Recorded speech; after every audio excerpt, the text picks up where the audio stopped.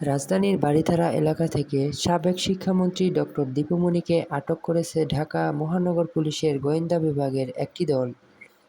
সোমবার সন্ধ্যায় তাকে আটক করা হয়। ডক্টর দীপু মনিকে গ্রেপ্তারের অভিযানে থাকা ডিবির একজন ঊর্ধ্বতন কর্মকর্তা এ তথ্য নিশ্চিত করেছেন।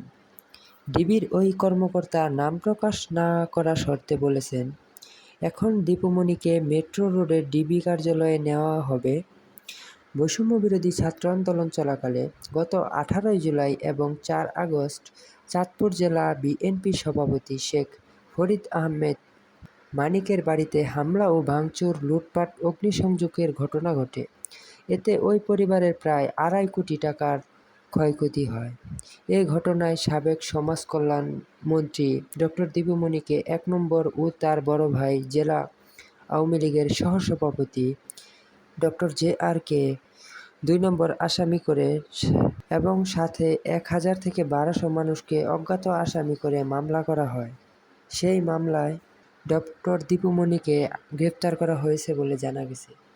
বৈষম্যবিরোধী ছাত্র আন্দোলনে তোপের মুখে পড়ে শেখ হাসিনা দেশ থেকে পালিয়ে যাওয়ার পরও তার যে সকল নেতাকর্মী ছিল তারা অনেকেই দেশ থেকে পালাতে পারেনি।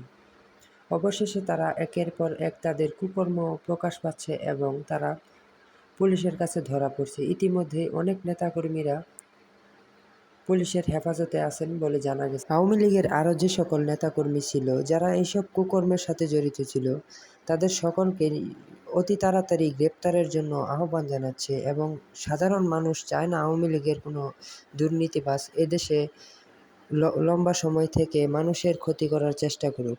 তারা দেশের শত্রু, দশের শত্রু, জনগণের শত্রু।